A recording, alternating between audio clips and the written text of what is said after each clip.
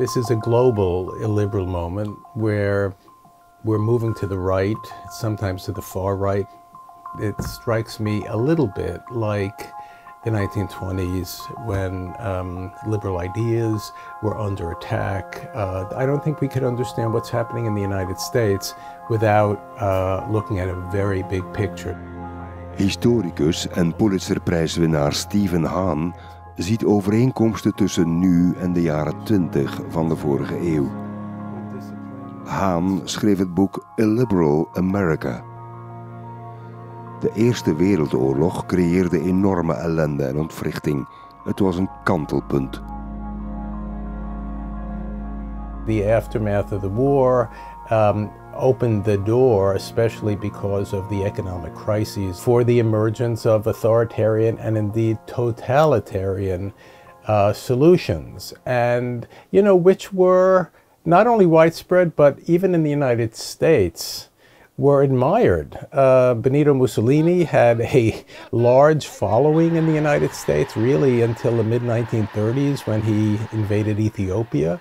Fascism was seen as a way of bringing order and efficiency, and, you know, to what extent are people comfortable with submission to what we might call authoritarian or autocratic regimes? And I think there's a long history to that, even in the United States.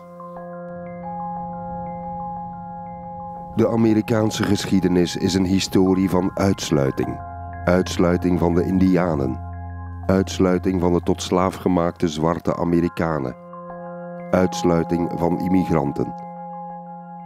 In de jaren 20 van de vorige eeuw had de Ku Klux Klan op een bepaald ogenblik meer dan 5 miljoen leden. The Klan in the 1920s marked not only black people, but Catholics and Jews and people who did not fit into a model of native-born, white, evangelical Christians. They were not to be regarded as Americans. I mean, this is a period where, you know, the idea of a melting pot is thrown out, and the idea of a certain limited form of Americanism really comes in. Toen kwam Donald Trump. We will build a great wall along the southern border. Amerika en de wereld zagen hem als heel uitzonderlijk. Terwijl Trump past in een lange Amerikaanse traditie waarin democratische normen worden aangevallen en aangetast. One of the things that got me really interested in writing this was, it wasn't Trump per se, it was the response to Trump when he first began to run. And observers, journalists, and other, you know, well-educated people kept talking about the way in which he violated liberal democratic norms.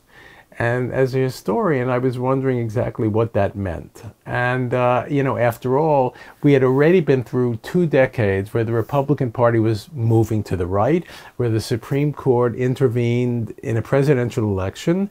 Individual state legislatures were moving toward much more restrictive voting laws that hark back to the late 19th and early 20th centuries.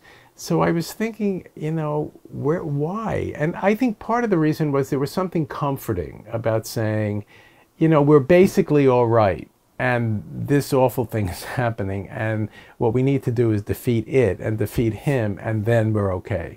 And I think that we still haven't come around to recognize that what you're dealing with is very deeply rooted. It goes way, way back, and it's held in different forms by different groups of people.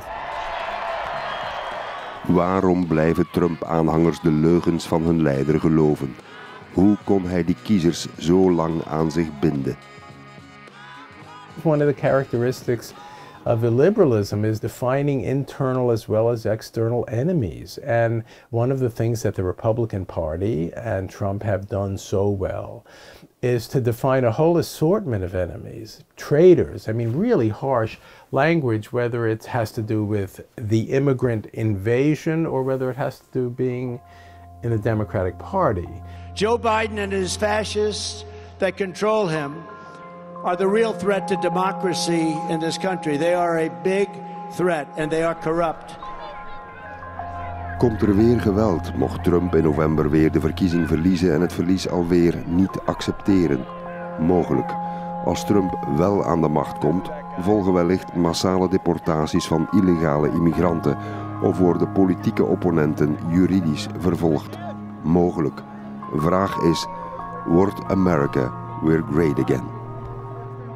Trump's Make America Great Again, is about some idea of a past. Now, do we know exactly when it is? No, but it's before black men could be president of the United States, before feminism, before, new ideas about sexual orientation, before the civil rights movement, probably when the country was overwhelmingly white and native born. You're talking about the 50s, maybe the 40s. So, we need to recognize too, is that history is, you understand why there's an effort to kind of cleanse historical teaching, because they don't want their kids to confront, the very complicated and discomforting and upsetting features of the American past, like all societies have.